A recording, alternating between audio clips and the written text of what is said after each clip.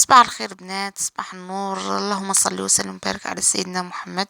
هنا كنت نوضت الصباح، بديت اولا نحضر في الافطار كما راكم تشوفوا. حضر في القهوة في الحليب هنايا. حطيت السنيوة نتاعي، فطرت والحمد لله. جست مباشرة بعد ما فطروا افراد العائلة هنايا درت لافيسيل. تغسلوا لي المواعن، عندي مواعين العشاء وعندي معكون ليلة قبلها. ما صورتش والله، درت الحوت. فاكم عارفين الرائحة كيف راح تولي. هنا مباشرة دخلت معي الإفطار وشعلت باش تغسل الحالة وتنقى. ورجعت ثاني كذلك، عندي حوايج يتغسلوا. حابة نمدهم. هنايا رجعت، كما راكم تشوفوا، نغسل فيهم باش هكا نمدهم نقيقين وكل شي. ومن عندي حوايج اخرين ممسخين، اي وليت حطيتهم معاهم كامل وحطيتهم وخليت كل شيء تغسل، مع انه الماء كان ما شاء الله ربي يبارك. فقلت علاش لا نشعلهم للزوج هكذا، تكون الحالة يعني ما يكونش عندهم يعني نقص في الماء وكامل، ويغسلوا مليح مليح. العلم انه الماشينة لافي تاعي هذه اللي يحب يسقسيني عليها هي LG. هنايا البنات شريت هذا البورت شوسور. واش نقول لكم، والله براتيك بزاف بزاف، خفيفة بزاف بزاف وماشي إشهار. يعني هذه أنا برك حبيت نشاركها معكم. يعني شريتها هنا، كانوا عندي صباب بغيت لوحو، كانت عندي وحدة وبعتها تاع خشب، كانت بزاف ثقيلة. هذه تاع ألمنيوم، واش نقول لكم براتيك بزاف بزاف بزاف بزاف. وتقدروا تهزوها تقدروا، وراهي ترفد يا بنات خير ربي. يعني تنفع. شوفوا لي زيتاجر تاوعها ما شاء الله واسعين. يعني تقريبا فيها 9 طوابق أو 10 طوابق. فهنايا ترفد لك بكل أريحية جميع الأحذية، وزي تقدري تسكريه يعني تسطريهم وكامل. فما شاء الله. وحتى ثمن مناسب، كانت بقيلة 460. جيت خليني نحكي معكم في واحد الموضوع هنا عنده علاقة بنهاية السنة الدراسية. هنا كاين الكتب والكراريس في نهاية السنة. يعني كما نعرفوا انه اطفالنا، ما على باليش انا احتفالا او والله ما فهمت يعني هذا التصرف.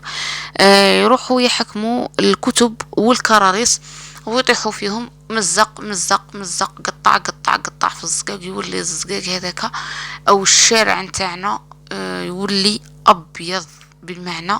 يعني كارثة للبيئة. ويعني وهذيك الكواغ تبدا تدي فيها الرياح وتعفس عليها يعني المارة، والمدرسة تولي حالتها حالة. المهم، لا حول ولا قوة إلا بالله العلي العظيم. لهذا أنا نتمنى من الأولياء، يعني الأولياء، أنا بالنسبة لي هما اللبنة الأولى أو هما المساعدين. يعني انهم يوعوا الاطفال تاعهم ويحرصوا على هذا الشيء ويشرفوا عليه بنفسهم. يعني يحكموا وليدو يقول له يعني كراسك كتابك، حسبني بهم كي تكمل الامتحان. فوالا هذا هو السلوك اللي لازم انه يندار. قال حاسبني انا هنايا بالكتاب او حاسبني بالكراس. يعني هنا شوية يعني نزيروا الأولاد نتاوعنا، بحيث إنه الولد هنا ما يمزقش كتابه وما يمزقش الكراس نتاعو. هنا تقولي واش ندير بهذه الكتب أو هذه الكراريس. هذه الكتب أو هذه الكراريس، نبداو بالنسبة للكراريس. كما نعرفوا الكراريس يكون كاتب فيهم الطفل يعني هنايا دروسه الموسم الأول الثاني الثالث. أوكي. هنا بالنسبة للغلافات هادو، كاينة ناس مساكين ما عندهمش يعني. كاينة ناس ما تلحقش، كاينة ناس كاينة. يعني هنا يقدروا يحكموا هاد الغلافات. يعني نحكي على غلافات الكراريس، نقدروا نحكموا هاد الغلافات ونروحوا نمدوهم لدور الشباب او نمدوهم الاقرب مكتبة. يا سيدي مكتبة، نروحوا المكتبة، قال فوالا هادو الغلافات تاع وليدي، يعني ما يسحقهمش والله، ما عندوش من وراه، والله والله والله ربي فاتح عليك وتقدر تشيلوا غلافات جدد. يعني تقدر تمدهم للمكتبة، أو إذا كان ما في مقدوركش أنك تشيلوا غلافات جدد، هنا سيدي الكريم أو سيدتي الكريمة تقدري تخبي له هذوك الغلافات والكايات، تمديهم يا إما للمؤسسات الشبانية، أو عفوا تديهم يا إما نعم المؤسسات الشبانية اللي هما دور الشباب يعني من غلطة، أو تديهم المؤسسات التربوية. هنايا دوك الكراريس يعرفوا كيفاش يتصرفوا بهم بطريقة آمنة لجمالية بيئتنا وللإنسان. زائد هذا الكراريس يعني احنا أصلا بدون توعية لازم إن منلوحوهمش، لأنه فيهم يعني كتب التربية الإسلامية، وبدون هذا وذاك يعني الحروف اللي احنا نقراو بهم رانا نقراو باللغة العربية، يعني لغة الضاد، يعني لغة ديننا الحنيف. يعني هذا الشيء حرام يعودوا يعفسوا عليه وهذيك والله ما جياش يعني. فهنايا واش نديرو سلوك حضاري، سلوك راقي، سلوك يعني مليح ويعني امن للبيئه نتاعنا، وتبقى البيئه نتاعنا نقيه، وحتى نفرغوا شويه اسباس من الدار، ويعني كل شيء يعني فيها فوائد جمه. هنا لما نمدوها للمؤسسات التربويه او نمدوها لدور الشباب، وحنا درنا الدور نتاعنا. بالنسبه للكتب، الكتب اذا كان عندك او لا يعني ابن بعد ابن، يعني مثلا عندك ابن في التلميذ متمدرس في الخامسة، عندك يعني اخوه العام الجاي ان شاء الله يكون الخامسة، فهنا يا اخوه يتسنفع من ذوك الكتب، نخبيهم لخوه من وراه يقدر يستفيد من هذوك الكتب. ما كانش عندكم يعني من اللي يستفيد لا من العائلة الصغيرة ولا من العائلة الكبيرة ولا من الأقارب ولا من الجيران ولا، فهنا وش ندير؟ كذلك نديهم المؤسسة التربوية أو دور الشباب يمدوهم للناس المحتاجة لهذه الكتب. هنا نكونوا درنا أسلوب يعني كي نقولوا حنايا أسلوب حضاري وكامل. بالنسبة للكراريس دور الشباب تعيد التدوير نتاعهم، وبالنسبة للكتب تعطيهم للناس اللي محتاجتهم، وكما هكا نكونوا ساهمنا في نظافة بيئتنا وحماية بيئتنا، ودنا لوليداتنا يعني سلوك انه منا وجاي يتبعوه. يعني الطفل راه يشوف ابوه او امه يعني يقلد عاداتهم، ونخبروا وليداتنا انهم ما يتاثروش بالاولاد الاخرين، ونتمنى حتى من الاولاد الاخرين انهم اوليائهم يعني ثاني يوعوهم انه وليدي فوالا ما تزيدش تقطع الكتب وما تزيدش تقطع الكراريس، الكتب هذه انا راني شريتها لك وكامل، والكراريس هذه كذلك، وكذلك راه فيها لغة القرآن الكريم، وفيها يعني يعني قرآن في حد ذاته، راه يعني تربية إسلامية يعني تقراها يعني.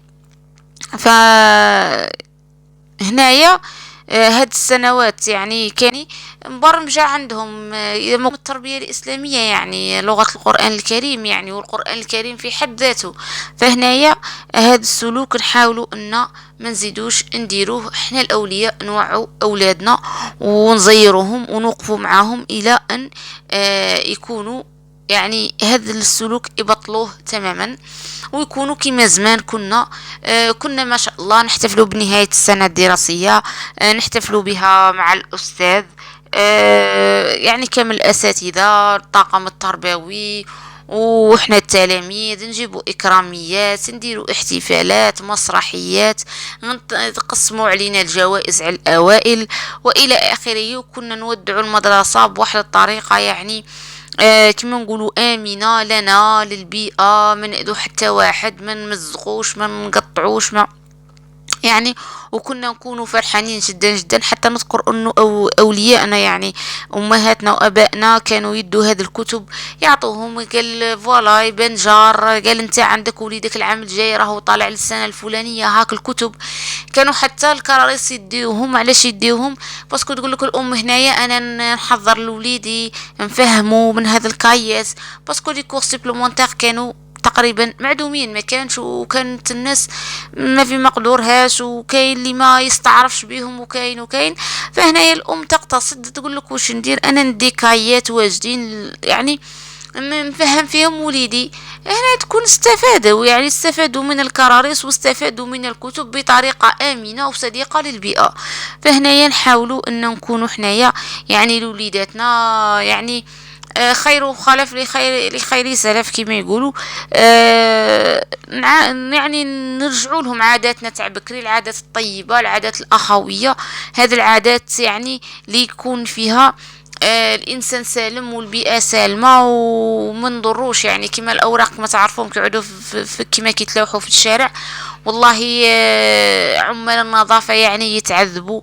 البيئه يعني تكون حالتها يعني كارثيه، الاوراق يتلوحوا هنا وهناك. يعني بواحد الطريقه والله ما تصر العين ولا تصر الخاطر، ولا يعني نفرح بها، ولا يعني سلوك غير محبذ. فلهذا أعزائي الأولياء، حاولوا أنكم أن نتساعدوا يعني جميعا باش نحيو هذا السلوك، احنا شوية والأساتذة شوية ودور الشباب شوية وكذا وكذا وكذا، نتعاونوا أن نحاولوا أن نرشدوا هذا السلوك السلبي بسلوك إيجابي. هنايا إن شاء الله هتكونوا فهمتوني، رسالتي تكون لحقت ويكون عندنا اجر وثواب ونكونوا ان شاء الله ربي كما يقول لك وعبدو راضين علينا بهذا السلوك المليح، ونكونوا احنا مرتاحين وبيئتنا مرتاحة ونظيفة، واولادنا كذلك يعرفوا قيمة هذا الكراريس ويعرفوا قيمة هذه الكتب، انها امانة.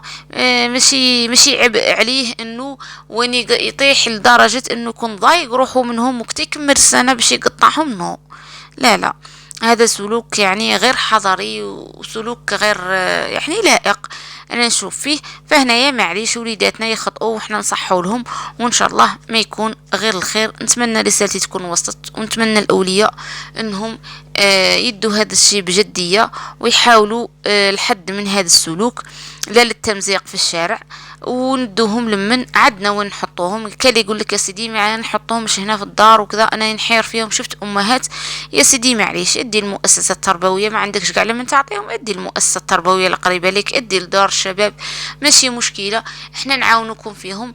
اذا كانت مؤسسة دور شباب هنا يعاود يدورهم بالنسبة للكراريس والكايات يعطيهم للمحتاجين، وهي الحالة فرات ان شاء الله.